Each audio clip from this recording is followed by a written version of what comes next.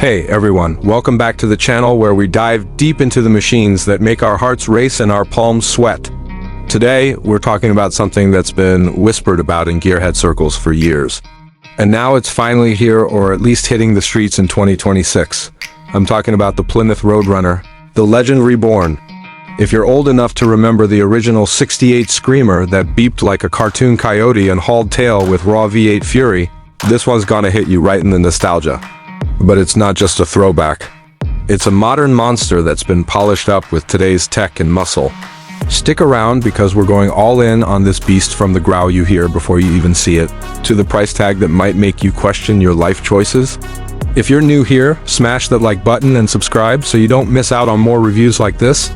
Alright, let's fire it up. Picture this. You're rolling up to a car show, and out of the haze steps this absolute brute of a coupe. All sleek lines and aggressive stance that screams American iron without apology. The front end of the 2026 Roadrunner is where it all starts to hook you. That massive chrome grille. It's a nod to the original, but supersized for the 21st century. Think a blacked out honeycomb. Mesh framed by a glossy bar that stretches wide like it's daring the world to come at it. Flanking it are these razor-sharp LED headlights, slim and predatory, with daytime running lights that slice through the air like talons. They're adaptive to adjusting on the fly for corners or highways, and they pull double duty as sequential turn signals that wink at you with a little flair. Below that, the lower air dam is sculpted low and wide, sucking in cool air for the engine bay while giving the whole nose this planted, ready-to-pounce vibe. The hood?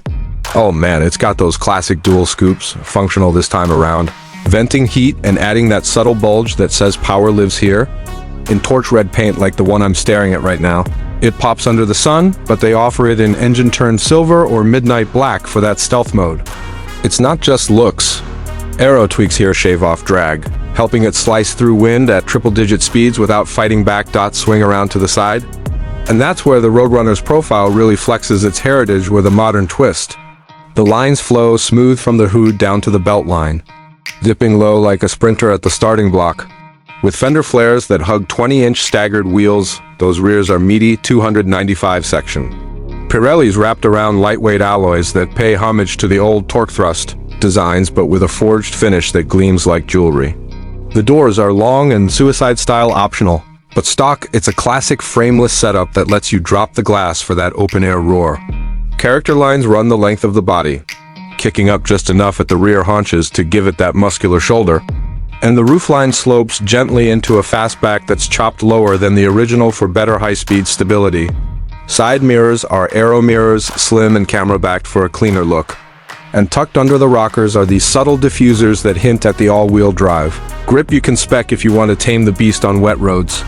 It's about 189 inches nose to tail, riding on a 116-inch wheelbase that's stretched just right for balance, long enough for planted corners, short enough to whip through traffic. In profile, it doesn't look like some bloated SUV pretending to be sporty.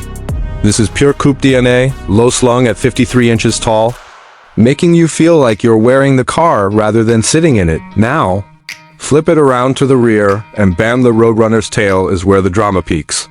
Those massive quad exhaust tips poke out from a full-width diffuser that's carbon fiber blacked out, rumbling with a bass note that vibrates your chest from 50 yards away. Taillights are full-width LED strips, slim and smoked, with a sequential fade that pulses like a heartbeat when you brake or signal. The deck lid is subtle, almost flush, but pop it open and you've got a pass-through for skis or whatever, with a spoiler that deploys at speed for downforce without screaming "Boy Racer." The badge sits proud in block letters, Roadrunner etched in chrome and underneath. The suspension setup peeks through independent rear with multi-link that keeps the rear end glued. It's got that classic Coke bottle shape widening at the hips, but refined so it doesn't look dated. Instead, it's timeless menace. From any angle, the exterior screams revival done right. Retro cues like the beak nose and bird beak grille blended with wind-cheating edges and lightweight aluminum panels that drop curb weight to around 3,800 pounds. It's a car that turns heads not because it's flashy, but because it looks like it could eat your daily driver for breakfast. Alright. Let's slide inside and see if the cabin matches that exterior promise. Pop the door, it's got a soft close assist, by the way, and you're greeted by a cockpit that's worlds away from the bare bones. Bench seats of the '60s original. This is luxury muscle, folks. The seats are deeply bolstered leather buckets up front, heated, ventilated, and massaging if you go for the premium trim, wrapping you in perforated hides that smell like success. They're power-adjustable 18 ways with memory for driver and passenger, and the rears fold flat for 12 cubic feet of cargo, enough for weekend bags or track gear. The dash sweeps wide, minimalist with a 12.3-inch digital gauge cluster that reconfigures on the fly. Classic analog for cruise vibes or full. Holographic for data junkies showing boost, torque and G-forces. Dead center is the 10.1-inch touchscreen infotainment, running Stellantis Uconnect 6 system crisp, intuitive with wireless Apple CarPlay and Android Auto. Plus over-the-air updates, so it's always fresh. Navigation's baked in, voice commands are spot on, and there's a 19-speaker Harman Kardon setup that thumps harder than the exhaust. Materials? Alcantara headliner, carbon fiber accents on the wheel and doors, soft touch everything else, no cheap plastics here.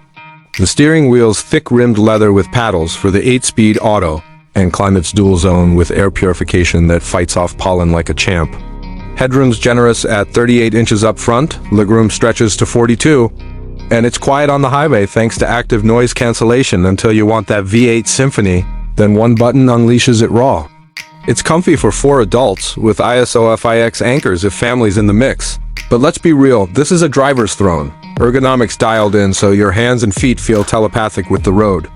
One gripe? The rear windows are fixed in base models, but hey, it's a coupe, not a minivan now. The part that gets the blood pumping? Performance. Under that scooped hood lurks a 6.2-liter supercharged Hemi V8, hand-built and bad to the bone, cranking out a factory-rated 797 horsepower and 707 pound-feet of torque. Yeah, you read that right, nearly 800 horses from the get-go. With a hybrid assist option that adds electric boost for 840 total in e-boost mode. Sipping electrons from a 1.5 kilowatt-hour pack for silent launches or rig and braking that sharpens your lap times. Paired to an 8-speed TorqueFlite automatic with paddle shifters. Or a 6-speed manual if you're old school. It catapults from 0 to 60 in 3.2 seconds flat sub 11 in the quarter mile with a trap speed that'll blur your retinas. Top end? Electronically limited to 203 miles per hour, but it'll get there with authority. Handling's transformed from the original straight-line brute. Magnetic ride control struts soak up bumps while firming up for corners, and Brembo 6-piston brakes up front haul it down from 60 to 0 in 102 feet. It's rear-wheel drive standard, with drift mode that loosens the rear for smoky fun, or all-wheel for all-weather grip. Fuel economy? 15 city, 24 highway on premium thirsty, sure, but that's the tax for this thunder. On track, it's planted like a Charger, but nimbler, with a chassis tuned by ex-Ferrari engineers for that perfect balance of grip and slide. Daily driving? Smooth as silk in eco mode, but floor it and it's Wile E. Coyote chasing the horizon beep beep. Indeed. Of course, all this glory comes at a cost. So let's break down the pricing without sugarcoating it. The base Roadrunner S starts at $72,995. That gets you the V8 Sans. Supercharger at 485 horses. Manual trans and cloth seats, but it's still quicker than most sports cars, twice the price. Step up to the GT trim for $82,500, where the supercharger kicks in, leather wraps the cabin, and you add adaptive cruise and blind spot cams. The top dog RT model? That's $95,000 territory, loaded with the hybrid pack, carbon ceramics, and every bell like a head-up display and 360 cams.